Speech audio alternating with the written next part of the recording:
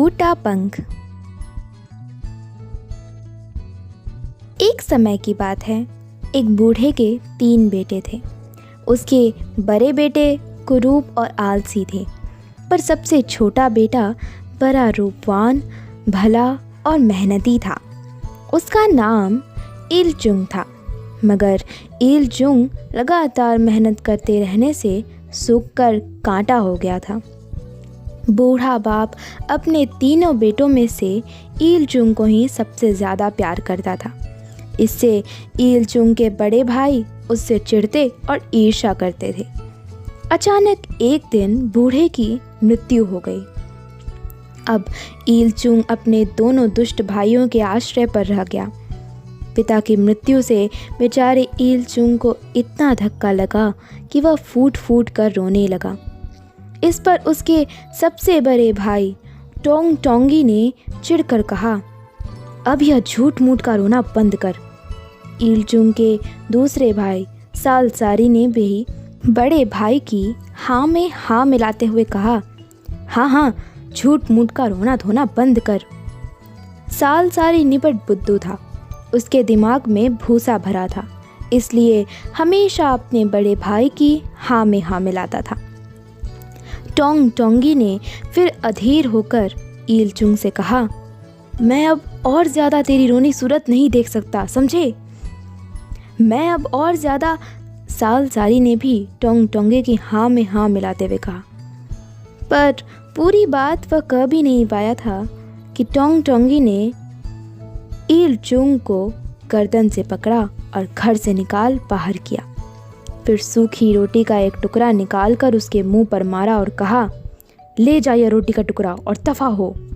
बाप की जायदाद में से बस यही तेरा हिस्सा है। फिर दोनों बड़े भाइयों ने एक दूसरे का हाथ पकड़ा और घर के भीतर चले गए और अपने छोटे भाई इलचुंग की दुर्दशा पर बैठे खिसे निपोरते रहे।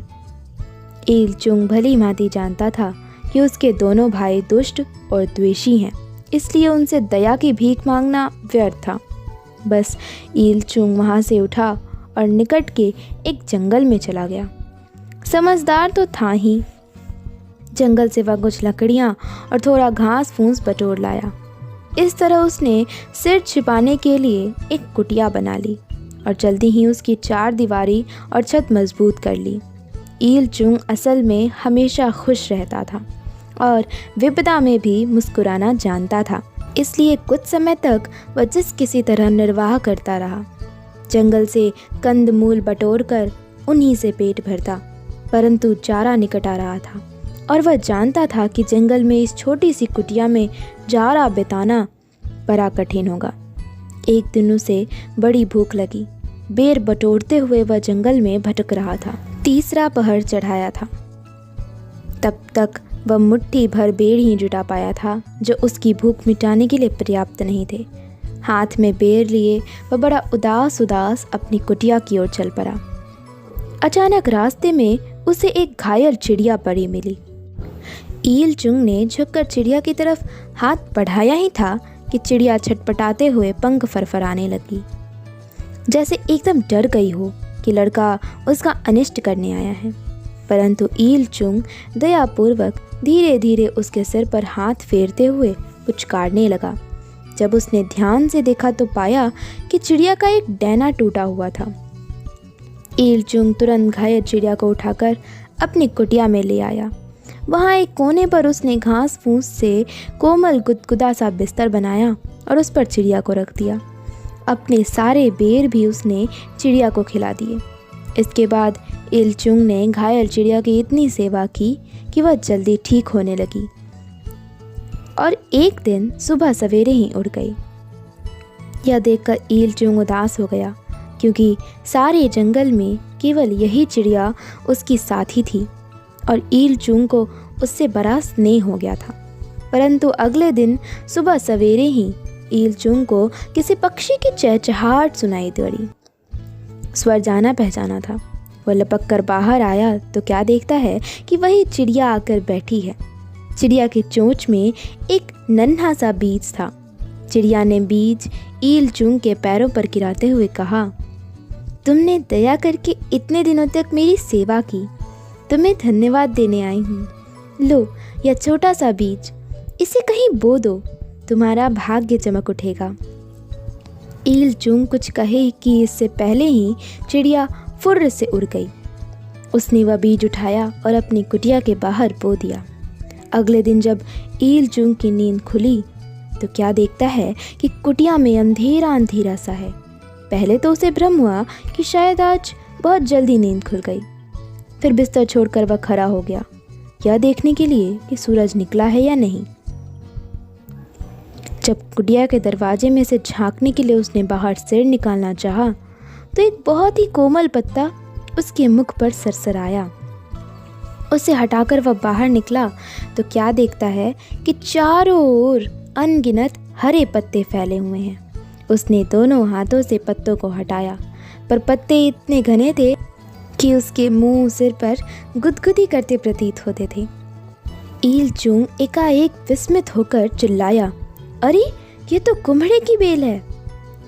इतनी बड़ी बेल उसने पहले कभी नहीं देखी थी। सारी कुटिया के ऊपर और उसके आसपास यह बेल फैल गई थी। जहाँ तक दृष्टि जाती थी बेल के पत्ते ही दिखाई पड़ते थे। पत्तों के बीच न जाने कितने रसीले कुम्हड़े चमक रहे थे। ईल चुंग खुशी में नहीं समाया। खुशी तो उसे इस बात की थी कि अब पेट भरने के लिए उसे जंगल जंगल भटकना नहीं पड़ेगा। उसने एक कुम्हड़ा तोड़ा और उठाकर कुटिया के भीतर ले आया। ज्यों ही ईल चुंग ने कुम्हड़े को काटा, कुम्हड़े के भीतर से जैसे प्रकाश फूट पड़ता था। फिर जब उसने कुम्हड़े को काटकर उसके 2 हिस्से किए तो उसमें से झन झन करती सोने की मोहरें बिखर गईं। ईल चुंग अचरज से आंखें फाड़े देखता रह गया।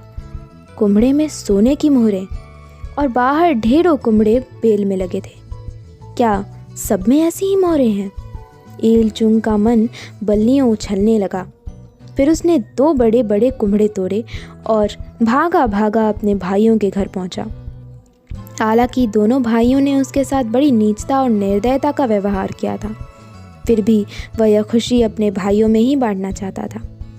पर जब ईल चुंग हाथों में कुम्हड़ा उठाए अपने भाइयों के द्वार पर पहुंचा तो टोंग टोंगी और साल सारी लंबी ताने खराटे भर रहे थे।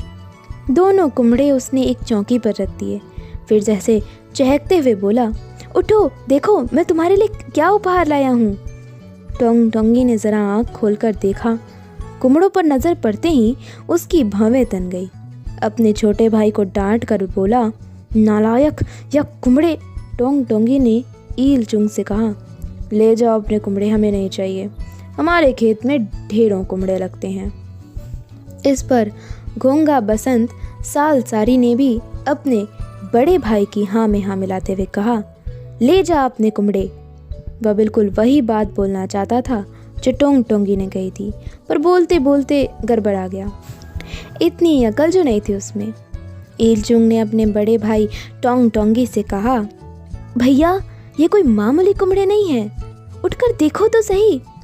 और यह कहने के साथ ही उसने कुम्हड़े को काटा और खनखनाती हुई सोने की मोहरें लुढ़कने लगीं।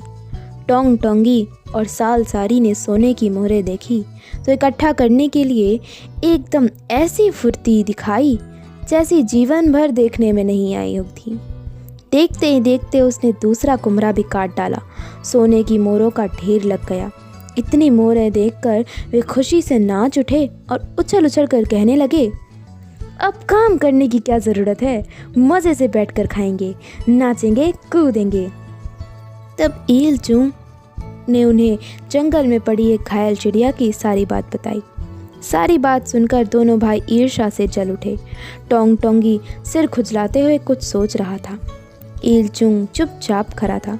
इस पर टोंग टोंगी ने एकदम उसे धक्का मारा और डपट कर कहा, चल भाग यहाँ से, दफा हो जा, हमारे घर में तेरी कोई जगह नहीं। बेचारा ईल चुंग अपना सा मुँह लेकर लौट पड़ा। वो आज इस आस से अपने भाइयों के पास गया था कि वे उसे गले लगाएंगे, पर दोनों भाइयों ने उसे दुत्कार कर निकाल दिया था। ईल चुंग ने साल सारी को पुकारा, साल सारी, परंतु उत्तर न पाकर टोंग टोंगी गुस्से से चिल्ला पड़ा, साल सारी, कहाँ मर गया? तभी नीचे जमीन पर उसे धीमी घुरघुराहट से सुनाई पड़ी। टोंग टोंगी ने देखा तो उसका आलसी भाई सोने की मोहरों में सिर छिपाए ऊँघ रहा था। बस टोंग टोंगी ने गुस्से में भरकर उसे लात मारी। साल सारी छिटपटाकर उठ खड़ा हुआ। टोंग टोंगी ने कहा, अरे घूंगा बसंत, मेरी बात जरा ध्यान से सुन। साल सारी जैसे घुरघुरा कर बोला, बोल। टोंग टोंगी ने आदेश भरे स्वर से कहा, थोड़ा नीचे झुककर मेरी बात सुन। टोंग टोंगी मोटा और ठिकना था, साल सारी लंबा और दुबला पतला। वह अक्सर कहता था कि टोंग टोंगी जो बात करता है वो उसके पल्ले ही नहीं पड़ती, क्योंकि वह इतनी दूर से बोलता था। जब टोंग टोंगी ने उससे झुककर सुनने को कहा तो साल सारी जैसे हाथ बांधे गुलाम की तरह झुक गया। पर ज्यों ही वह झुका कि टोंग टोंगी ने उसकी नाक पर चुटकी ली। इस पर भी साल सारी ने चूं तक नहीं की, क्योंकि टोंग टोंगी अक्सर ऐसा करता था और साल सारी भी इसका आदी हो गया था। अब असली बात यह थी कि टोंग टोंगी और साल सारी में से टोंग टोंगी में ही थोड़ी बहुत अक्ल थी। साल सारी को दिमाग लगाने में बड़ी तकलीफ होती थी, इसलिए वह अपने दिमाग से कोई काम नहीं लेता था और हमेशा टोंग टोंगी की हाँ में हाँ मिलाता था। पर टोंग टोंगी अक्सर उसकी नाक पर घूंसा जड़ देता था। इस सब के बावजूद दोनों भाइयों में खूब पड़ती थी। अब टोंग टोंगी ने अपने मूर्ख भाई को आदेश दिया, जा जंगल में कोई घायल चिड़िया पकड़ कर ला। फिर धमकाते हुए बोला, और ध्यान से सुन, यदि तू खाली हाथ लौटा तो तेरी वह दुर्गति करूँगा कि। साल सारी अपने भाई का आदेश पालन करने निकल पड़ा। पीछे टोंग टोंगी बैठकर सोने की मोहरे गिनने लगा। तलाश करते करते सांझ घिर आई, पर साल सारी को टूटे पंख वाली कोई चिड़िया नहीं मिली। यह सोच सोच कर वह घबरा गया कि यदि खाली हाथ लौटता है तो भाई घूंसे मार मार कर उसकी नाक तोड़ देगा। बस इसी डर से उसकी आंखों से पानी बह निकला और नाक भी दर्द करने लगी। आखिर उसे एक उपाय सूझा। झपट कर उसने एक चिड़िया को पकड़ा और उसका पंख तोड़कर वह घर की ओर ऐसे दौड़ा जैसे कोई मैदान मार लाया हो। घर आकर उसने अपने भाई को सारी बात बताई कि वह चिड़िया उसने किस तरह पकड़ी और किस तरह अपने हाथ से पंख तोड़ा। यह सब बताकर वह खिसे निपोरते हुए बोला, भैया अब ऐसा करते हैं कि इसका दूसरा पंख भी तोड़ देते हैं। यह बात उसके मुंह में ही थी कि टोंग टोंगी ने खींच कर एक घूंसा उसकी नाक पर जमाया। घूंसा मारने के लिए उसे ऊपर तक उछलना पड़ा और जब वह उछला तो जानते हो क्या हुआ? उसका पेट देर तक हिचकोले खाता रहा। खैर, दोनों भाइयों ने घायल चिड़िया का इलाज शुरू किया। उन्होंने उसे जड़ी बूटी और बेर तो खिलाए, पर वे उसे कोसते और फटकारते रहे कि वह ठीक होने में इतनी देर क्यों लगा रहा है। आखिरकार चिड़िया उड़ने लायक हुई और एक दिन अपने आप पंख फैलाकर उड़ भी गई। यह देखकर दोनों भाइयों की खुशी का ठिकाना न रहा। अगले ही दिन चिड़िया चोंच में एक बीज लेकर आई और टोंग टोंगी के पैरों पर डालकर उड़ गई। दोनों भाइयों ने बड़ी होशियारी से बीज बोया। बीज बोकर वे लेट गए, पर सारी रात उनकी आंखों में नींद नहीं थी। यही सोच सोच कर करवटें बदलते रहे कि कैसी बेल निकलती है और फिर कितनी मोहरें मिलती हैं। अगले दिन उठकर उन्होंने देखा तो उछल पड़े। घर के बाहर सचमुच बहुत बड़ी बेल उगाई थी। इतनी बड़ी बेल उन्होंने पहले कभी नहीं देखी थी। बस जल्दी जल्दी वे कुम्हड़े एकत्र करने लगे। जब सारा घर कुम्हड़ों से भर गया तो एक बड़ा सा छुरा लेकर उन्होंने एक कुम्हड़ा काटा। जानते हो क्या हुआ? कुम्हड़े के कटने की देर थी कि उसके भीतर से सोने की चमचमाती मोहरों की जगह चिपचिपे सांप, छिपकलियाँ और मेंढक निकल पड़े। यह भयानक दृश्य देखकर दोनों भाई थर थर कांपने लगे। किसी तरह उस कुम्हड़े को उठाकर उन्होंने बाहर फेंका और दूसरा कुम्हड़ा काटा, पर उसमें से भी वैसे ही सांप, छिपकलियाँ और मेंढक निकले। इसके बाद उन्होंने जो भी कुम्हड़ा काटा सब में से वही सांप, छिपकलियाँ और मेंढक निकले। सारे घर में सांप रेंग रहे थे। जब वे उनकी टांगों से लिपटने लगे तो दोनों भाई चीखते हुए भागे और जंगल में पहुँचे। पर सांपों ने वहाँ भी उनका पीछा नहीं छोड़ा। वहाँ से भागते हुए दोनों भाई शायद उस देश से ही भाग गए, क्योंकि उसके बाद किसी ने उनकी शक्ल नहीं देखी।